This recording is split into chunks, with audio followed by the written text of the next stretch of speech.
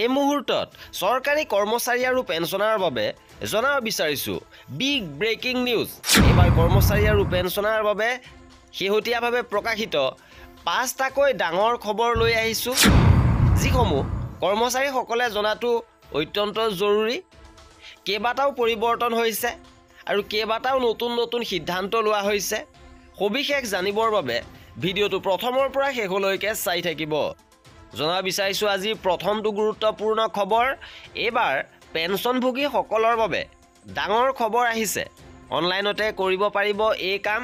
পেঞ্চনভোগীসকলে কিদৰে অনলাইনত আবেদন কৰিব লাগিব? পূৰ্বে অৱসৰপ্ৰাপ্ত কৰ্মচাৰীসকলে পেঞ্চনৰ আবেদন পত্ৰ পূৰণ কৰি EPF-ত জমা দিব লাগিছিল আৰু এতিয়া তেওঁলোকে এই কাম অনলাইনৰ জৰিয়তে কৰিব পাৰিব। অৰ্থাৎ এই সমস্যাৰ পৰা তেওঁলোকে মুক্তি লাভ কৰিছে। 11 নৱেম্বৰত পেঞ্চন আৰু পেঞ্চনভোগী কল্যাণ বিভাগে জাৰি কৰা এক বিজ্ঞপ্তি অনুসৰি চৰকাৰী কৰ্মচাৰীসকলৰ পেঞ্চন আবেদন প্ৰক্ৰিয়া অনলাইনত পৰিচালনা কৰা হ'ব আৰু তেওঁলোকৰ ভৱিষ্যত EHRMS পৰ্টেলৰ জৰিয়তে তেওঁলোকৰ ফৰ্ম 6 জমা দিব লাগিব আৰু ইয়াৰ ফলত পেঞ্চন প্ৰক্ৰিয়াটো সম্পূৰ্ণ কাগজবিহীন হৈ পৰিব।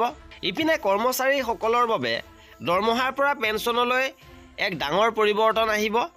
যদি এতিয়ালৈকে চৰকাৰ ফালৰ পৰা কোনো আনুষ্ঠানিক ঘোষণা কৰা হোৱা নাই, কিন্তু আশা কৰা হৈছে যে পৰৱৰ্তী কেন্দ্ৰীয় বাজেটত এই ঘোষণা কৰা হ'ব পাৰে।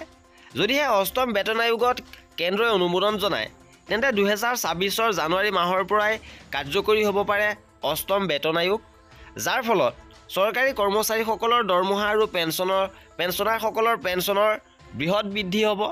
আৰু শেহতীয়া খবৰ অনুসৰি national council of joint consultative মেচিনেৰীয়ে প্ৰস্তাৱিত ফিটমেণ্ট ফেক্টৰ 2.86 ভিত্তিত দৰমহা বৃদ্ধিৰ পৰামৰ্শ দিছে। যদি ইয়াক কাৰ্যকৰী কৰা হয়, তেন্তে ইয়াৰ ফলত দৰমহা 2.86 গুণ বৃদ্ধি পাব। তেন্তে ন্যূনতম বেচিক পে 18,000 টকাৰ পৰা 51,480 টকালৈকে বৃদ্ধি পাব, যাৰ ফলত কৰ্মচাৰীসকলে যথেষ্ট সকাহ পাবলৈ গৈ আছে। ইপিনে ৰাজ্যৰ শিক্ষা বিভাগৰ ফালৰ পৰা এক ডাঙৰ সিদ্ধান্ত লোৱা হৈছে যে ৰাজ্যৰ শিক্ষা বিভাগত বন্ধ হ'ব 4ৰ্থ বৰ্গৰ চাকৰি। শিক্ষামন্ত্ৰী ডাক্তৰ ৰণোজ পেগুৱে কথা জনাইছে। 4ৰ্থ বৰ্গৰ কৰ্মচাৰীৰ পৰিৱৰ্তে নিয়োগ কৰা হ'ব মাল্টিটাস্কিং ষ্টাফ আৰু এই নিয়োগৰ ক্ষেত্ৰত বিদ্যালয় কৰ্তৃপক্ষৰ ওপৰতে থাকিব দায়িত্ব। ইপিনে ৰাজ্যৰ একাংশ কৰ্মচাৰীয়ে এবাৰ আন্দোলনৰ হুংকাৰ দিছে। 5 ডিচেম্বৰৰ ভিতৰত প্ৰাদেশিকৰণ নহ'লে আন্দোলনৰ হুংকাৰ দিছে। 16 ডিচেম্বৰৰ পৰা 5 সহস্ৰাধিক শিক্ষকে গুৱাহাটীত কৰিব আমৰণ অনশন। ডাক্তৰ পেগুক ব্যৰ্থ শিক্ষামন্ত্ৰী আখ্যা দি মুখ্যমন্ত্ৰীক চূড়ান্ত সিদ্ধান্ত লোৱাৰ আহ্বান প্ৰাদেশিকৃত শিক্ষক কৰ্মচাৰী সন্থাৰ। আৰু মুখ্যমন্ত্ৰীয়ে ইতিবাচক ভূমিকা নল'লে গ্ৰহণ কৰিব সমূহীয়া অভিশাপ কাৰ্যসূচী।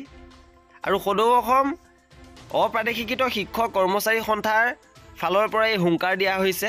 ইপিনে কৰ্মচাৰীসকলৰ বাবে আন এটা গুৰুত্বপূৰ্ণ আপডেট যে ইউনিফাইড পেঞ্চন আঁচনি 2025 1 এপ্ৰিলৰ পৰাই এই ইউনিফাইড পেঞ্চন আঁচনিখন ৰূপায়ণ কৰিবলৈ সাজু হৈছে। আৰু এই আঁচনিৰ অধীনত অৱসৰৰ পূৰ্বৰ 12 মাহৰ ভিতৰত কৰ্মচাৰীজনৰ দৰমহাৰ ওপৰত ভিত্তি কৰি পেঞ্চন গণনা কৰা হ'ব, যাৰ ফলত অৱসৰৰ সুবিধা আৰু অধিক বৃদ্ধি পাব বুলি আশা কৰা হৈছে। আৰু এই আছিলে আজিৰ ভিডিঅ'টোত। কৰ্মচাৰী আৰু পেঞ্চনাৰৰ এনেধৰণৰ খা খবৰৰ বাবে আমাৰ চেনেলটো ছাবস্ক্ৰাইব কৰি ৰাখিব। ভিডিঅ'টো শেষলৈকে চোৱাৰ বাবে বহুত ধন্যবাদ।